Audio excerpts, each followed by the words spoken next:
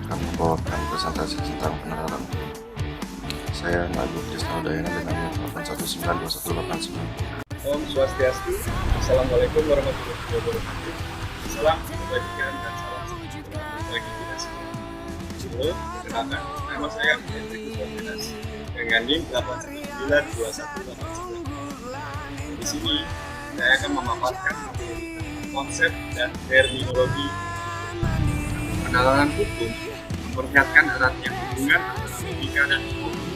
Logika sebagai ilmu bagaimana berpikir secara tepat dan memikirkan, atau sebaliknya, ide, gagasan, dan opini pada dasarnya bersifat logis.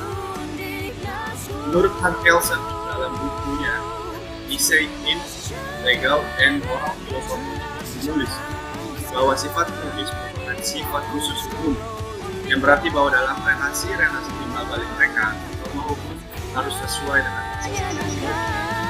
Legal reasoning adalah penalaran tentang hukum, yaitu pencarian reason tentang hukum atau pencarian dasar tentang bagaimana seorang hakim akan memutuskan perkara atau suatu kasus hukum. Seorang pengacara mengargumentasikan hukum dan bagaimana seorang ahli hukum menalarkan hukum. Menurut ahli hukum, terdapat 3 pengertian tentang legal reasoning, yaitu yang pertama, reasoning untuk mencari substansi hukum untuk diterapkan dalam masalah yang sedang terjadi. Lalu yang kedua, reasoning dari substansi hukum yang ada untuk diterapkan terhadap putusan yang harus diambil atas suatu perkara yang terjadi. Lalu yang terakhir, reasoning tentang putusan yang harus diambil oleh hakim dalam suatu perkara dengan mempertimbangkan semua aspek. Tentang unsur-unsur dalam penalaran hukum.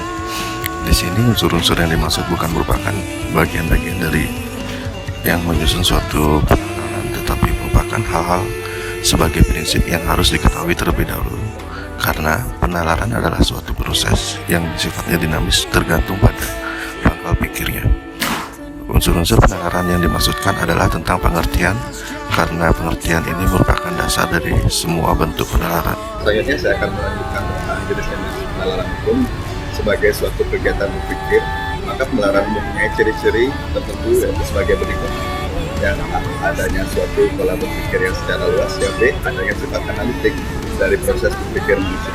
Dalam kaitannya dengan peningkatan kemampuan berpikir yang logis, penalaran dalam pencegahan pemecahan masalah ada 6 hal yang harus diperhatikan, yaitu yang pertama, kemampuan berpikir secara logis.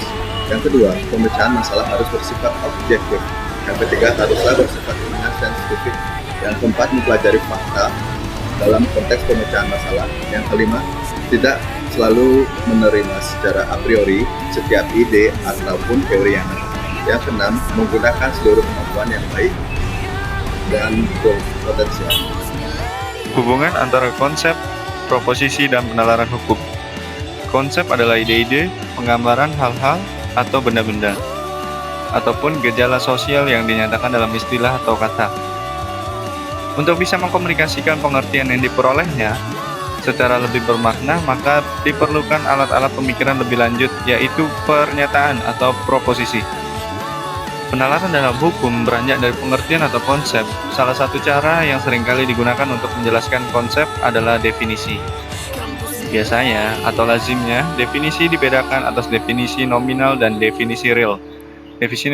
Definisi nominal terdiri atas 3 macam definisi, yakni definisi leksikal, presisi, dan definisi stipulatif.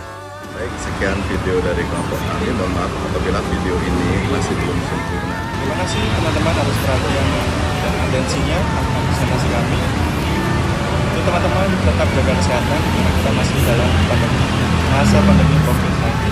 Jadi teman-teman jangan lupa tetap pakai masker.